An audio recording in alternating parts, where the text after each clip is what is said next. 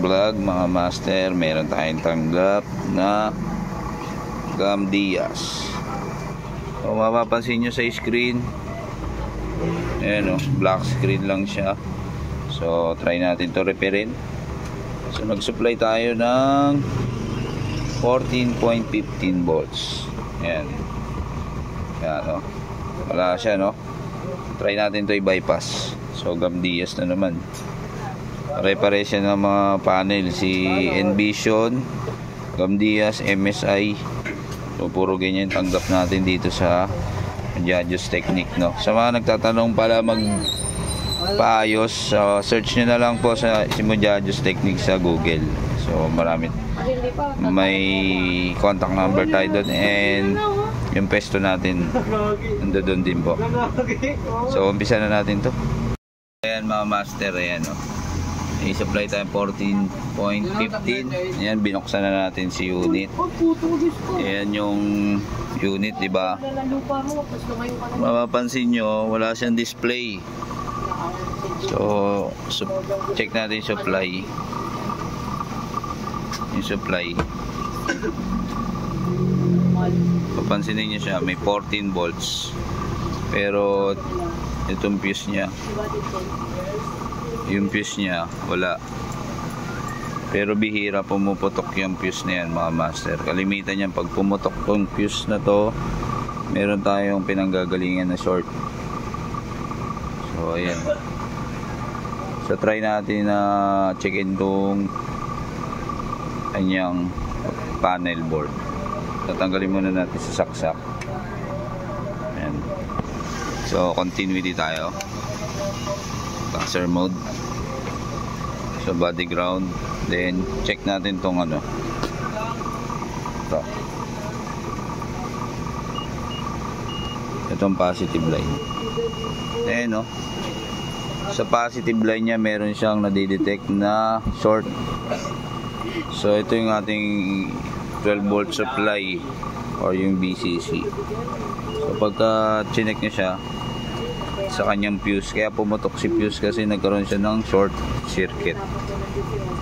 So gamitan natin to ng short killer mga master para mabilis tayo, para makita natin kung saan siya may short.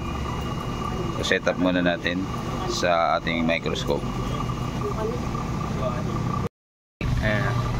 So ito mga master, meron tayong kakabit na tawag short killer. So supply natin 12 volts lang.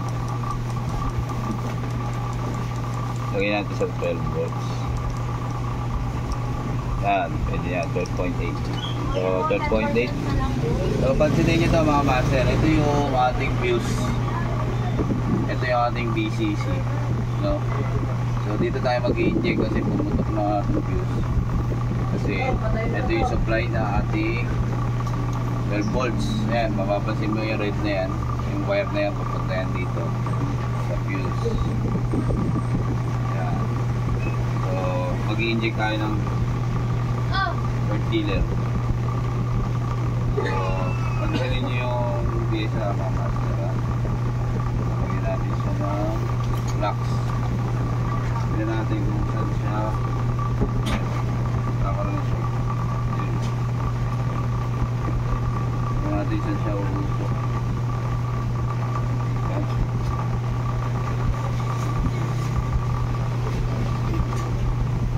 Volts yan natin.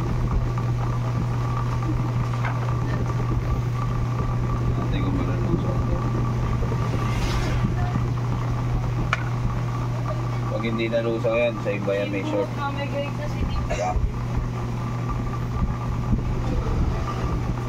Balik ka na daw kasi siya naman daw Alex. Shipo, masyado ka seryoso sa buhay mo ngayon ah. Ay, Shipo, may nakita ko nagad sa'yo sa Richard. Hindi nalulusok yung ating ano. Nakikiligin pa yan si Shipo. Nakikita ba? So inject na natin yung 12 volts. Yun o, bumusok ko. Ayan. Oo. Tama ba? Nalusaw. So, ang gawin natin, tanggalin natin tong diode tsaka tong capacitor. So, dalawa lang yan. Pwede ito yung sira or ito. Check natin sa tester kung saan siya may short.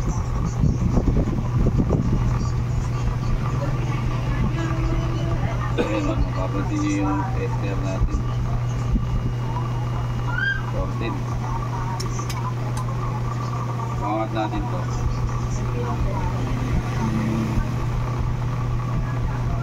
Pangat natin si diode.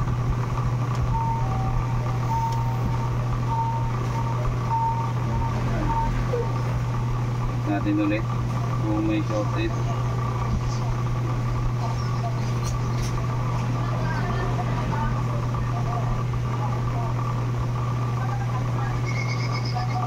Yun, nawala.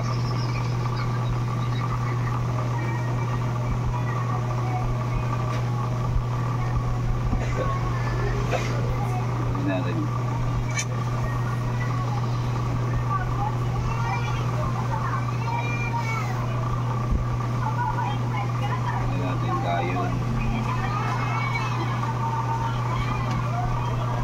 Tignan natin kung may shorted pa rin siya.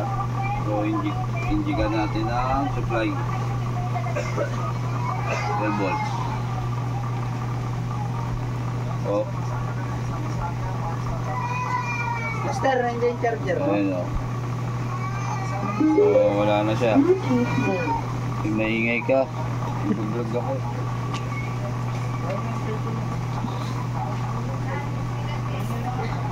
Yun, nawala na siya ng shorted. So, palitan na natin itong fuse. Rekta muna natin, tapos palitan natin itong diode. Tingnan natin resulta pa, master. Master, oh, nagpalit na tayo ng diode, tapos yung fuse. So, nirekta na lang natin, pares lang naman yan. So, upon checking, ito yung naging cause ng ating sira. Yan, shorted na siya. So, pinalitan na natin, ayun siya. So, testingin na lang natin, lagyan muna natin siya ng input HDMI para matesting natin kung okay na. Okay, so curve pala to. So, ito na siya mga master, okay na. Ayan, nabuo na natin. So, testingin na lang natin yung kanyang HDMI. Yung YouTube, yan, try natin sa YouTube. Yung, bali, yung nirepair natin, shorted yung kanyang panel. Ayan na siya. Master, nakakabit na natin sa YouTube yung ating Android box. Okay na yan. Hindi, pag naayos na. Okay na to mga master. So, papakuha na lang natin yung kanyang monitor. So, Gamdias yan, brand. Alright. So, salamat kay boss. Tatlo yung pinagawa niya monitor. Puro issue panel. Alright. Salamat na marami sa Mojajos Technique.